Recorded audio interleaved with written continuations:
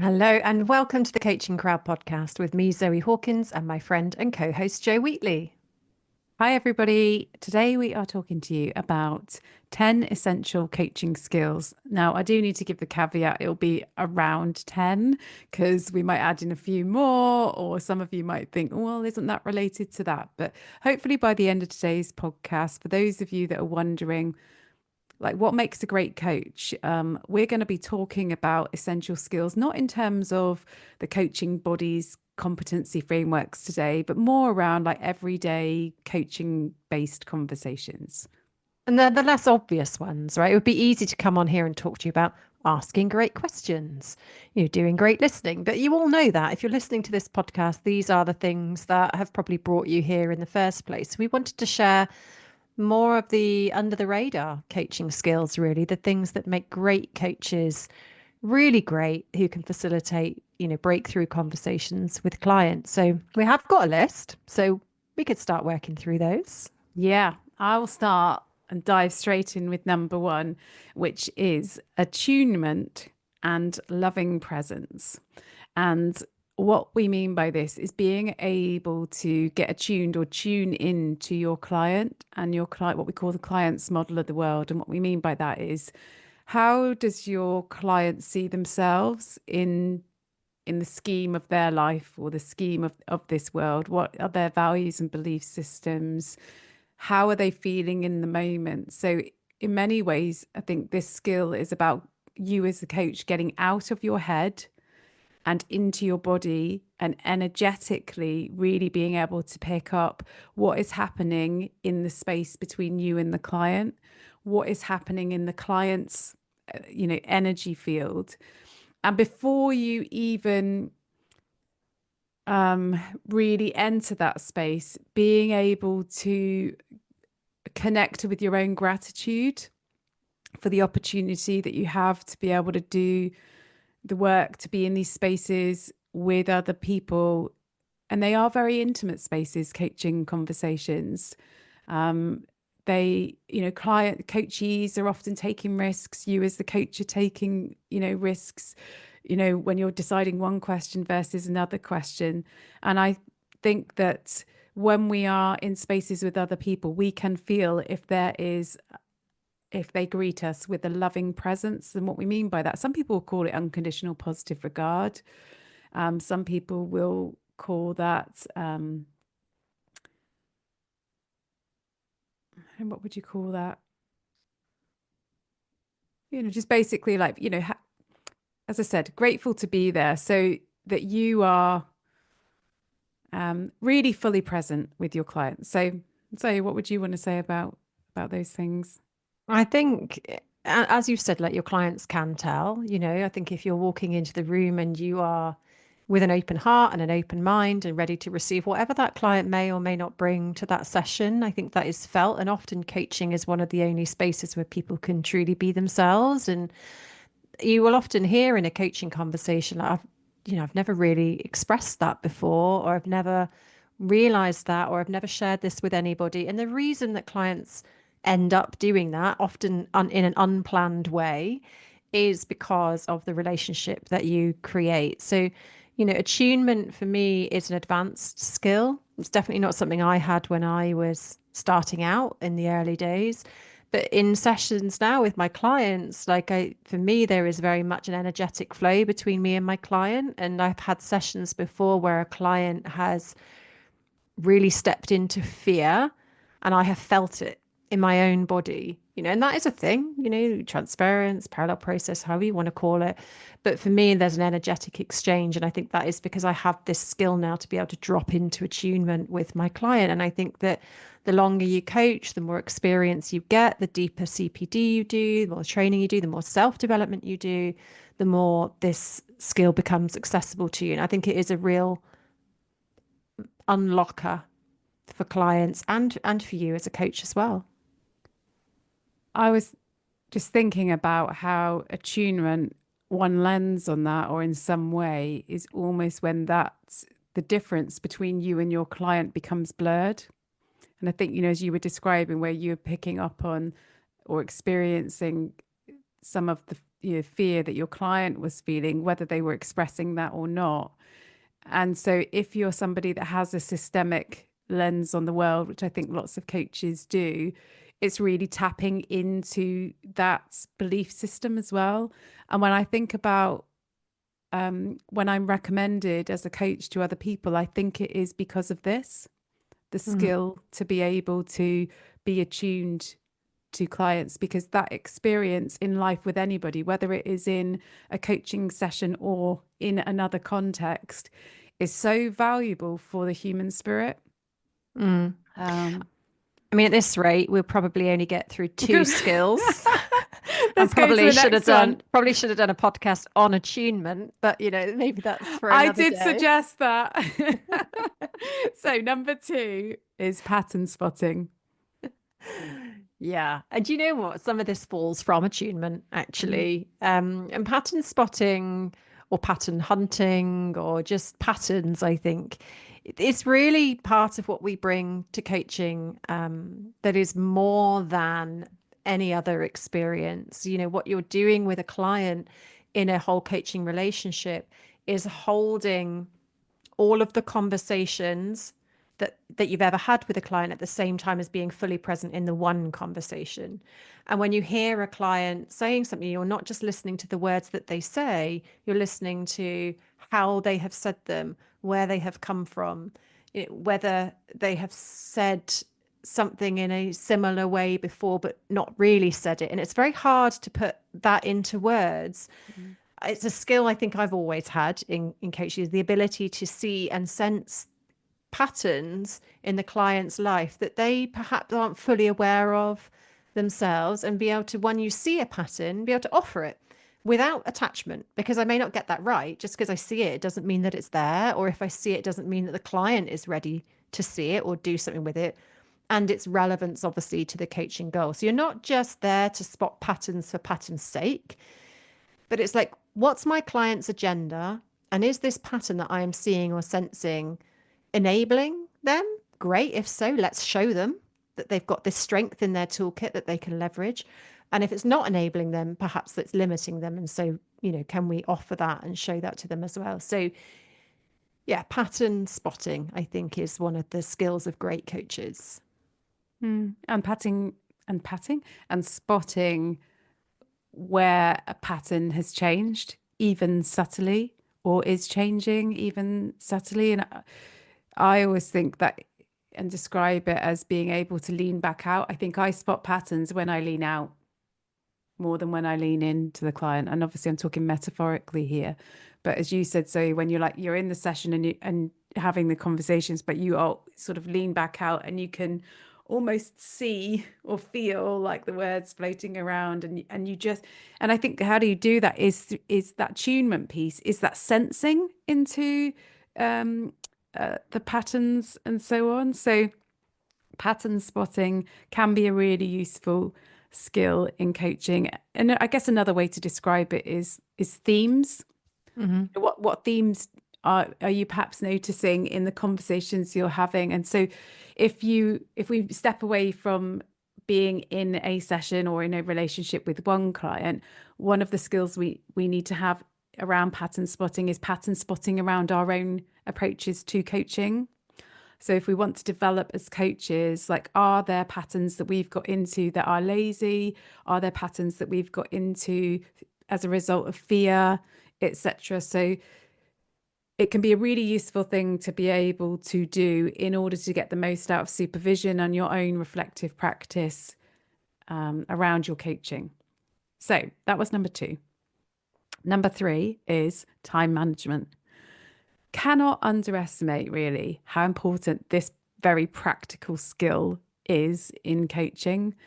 And it's really important from a value perspective, like ensuring that clients are getting the value out of the coaching, or they're at least best set up to get the value out of coaching that they want to get out of it.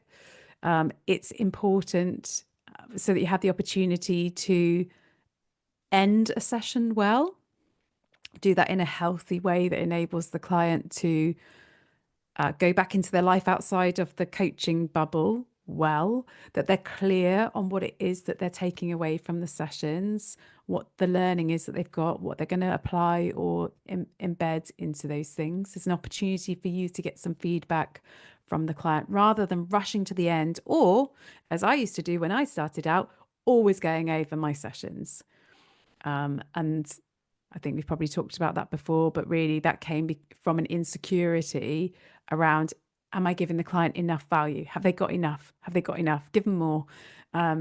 Or if we do, obviously, we're doing great work together, almost scared that we would forget or not reach the end of that bit. And probably also starting out in those phases, wanting to, it's almost, you're looking, I think early on, you're looking for reassurance. Many new coaches are looking for reassurance from their clients, and that can manifest in not holding the boundaries of time. Mm. It's closely related to pacing, isn't it? Time management and pacing is knowing when to expand part of a conversation and knowing where to bring it to a resolution with the client. And I think this topic, time management, is closely related to boundaries, which I say is another skill. And this isn't just about your time management boundaries, as Joe said there, like overrunning, like holding time. It's about things like communication preferences.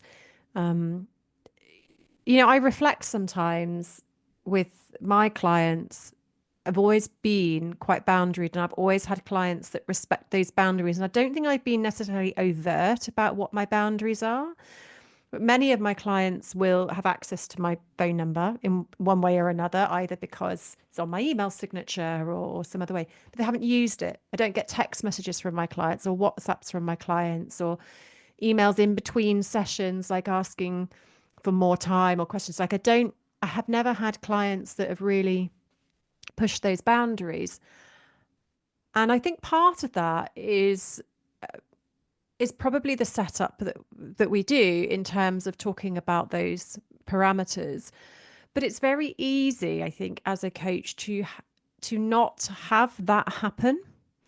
And there can be lots of reasons why. It may be, it's the subliminal messages, like reach out anytime you like. Might be something you say to your friends. So like if you're working with a client and they get to the end and they achieve this goal, and you might say, let me know how it goes. Like, It's you know, that one. It's that let me one, know I how it think. goes. Like, because you're genuinely excited for them. Or like, look, if you need anything before the next session, I'm here to help. Like, contact me anytime. Like those sorts of things are very easy to let slip out of your mouth. And I think I've genuinely been quite careful to not do that. So having boundaries around where does your coaching relationship begin and end is really important. And also boundaries around, like, if you're doing the dishes one night and your client's popping into your head, and you're reflecting on session, like, why is that happening? Because ideally you want your work to be boundaried. There is a time when you can reflect on your sessions, and there's a time when you need to not be a coach, where you can just be partner, sister, mum, carer, whoever that you need to be. So, I mean, I could talk about boundaries on a podcast. You think you'll probably see what the titles are going to be coming up over the next few weeks. But that is a skill. It's not something that is naturally just gifted and given. It is a skill that you need to develop in coaching in order to be great at what you do. I think it's a huge thing around boundarying when you're not a coach or not being a coach. It's a really interesting one there. So let's move on from boundaries. And we were thinking in terms of skills, whether it's the skills or behavior, but cultural awareness we think is really important to be able to be sensitive to the needs and the realities of our clients, and to really, it's having that awareness of the brilliant diversity that there is in the world, and this is something that we all need to work at. Like, we need to be active in this area and not passive. It's complex and simple, isn't it? I think cultural awareness. So there are some simplicities around, but what sort of questions does your client like? What do they find easy and what do they find hard? And what's, the cultural approach? Is it to be direct or is it to not be direct? But I think what we're talking about here are some of the more systemic inequities and inequalities that inform our client's world. And as a coach, you are there to validate a client's experience without colluding. And yet, when it comes to kind of these systemic challenges, like some things are very real for the client. So they may want to hold some space to talk about the systemic inequalities that have existed for them, while simultaneously, you as the coach, you want to help them to move forward, but honoring the fact that there will be some limitations within a client's world. So, as you said, Joe, like this is a point for us all to educate ourselves on and broaden our awareness. Like we can only be from our own lived experience. So when we're supporting clients with their lived experience, it's not as simple as applying like rules that you could easily put into coaching, like, oh, if you believe, you can achieve. Well, that's not always the case, quite frankly. Or you may have an approach to a client where like you might challenge their thinking. Like if you hear this limited thinking, you may have an approach where you would challenge that around, well, is that the only way that you can see this? And when it come up against systemic challenges, some of those could be really insensitive. So yeah, cultural awareness, respecting systemic inequality, like understanding your role within a system. We don't have answers for you on what is and isn't helpful or unhelpful, but there are some things to really be thinking about. And as you said, Joe, it's about educating ourselves and constantly challenging ourselves to learn and broaden our awareness and our ability to work in those spaces. Yeah. So be active around it. Be aware that, different words and different approaches or different hand gestures, they all mean different things in different contexts and in different cultures. And again, that's where things like a pre-coaching questionnaire or questions in your chemistry conversation to your client around these things are really important. And that is a skill, to raise. And I think we have a duty to make efforts to raise each of our own awarenesses about that and to be part of developing awareness in our field about these things so that coaching can become more accessible and more effective for more people. So that also requires us to be creative as coaches. So creativity is the next thing on our list. And, creativity is a word that can mean so many different things. When I think about creativity in coaching, I think I closely align it to agility, being able to be agile in conversations, being able to somehow draw on all the different things that I've learned or heard or read or been part of and experienced in that moment, trying to connect into the client's needs within that. And also, I think a coach's journey from beginner, through to becoming more advanced is often around, we talked about this many times, being able to move beyond models. So not relying on them as a scaffold for every conversation that you have. There is a time and a place, to use those things, absolutely, but not the only thing to use. And so creativity is about being able to almost create your own, well, not almost, like create your own semi-structures in the moment. It's also about knowing when to check out move away from the thing that you've planned to do together in the session, because actually you both sense that that isn't really where the client is, or what the client would find most useful in the session. So in the coaching world, the phrase is often being able to dance in the moment, and what that means is being able to be with the client and understand what could be most useful in that moment. Mm. Yeah, we had a chat before we started thinking about what time we wanted to bring, and then we had this bucket of like, or what would you call it when you have to keep yourself out of the session, and it's you have to make sure that it's still about the client and it's the client's own agenda, and that it's the not leading, not suggesting, not thinking your ideas are better. And we settled with keeping your ego in check, and actually we see great coaches who are able to just almost just they are in the session, but they are also not in the session. You know, they are fully there in service of their client, and they may have some good ideas about what might help their client, but they know that that is secondary to the client. The client is the hero in their own journey, and they're not in that session in order for that client to have a massive breakthrough because that feels good for them as the coach. Like, yes, it does feel good, but that's not the purpose that you're a coach. You're not there to fix your client or heal your client, or because then that puts you on some kind of sort of pedestal. So there is this piece around being able to stay objective and non-judgmental and fully in service of your client whilst bringing your skills and expertise to the table in a very humble way. I don't have a simple word for that. So where we landed was keeping your ego in check.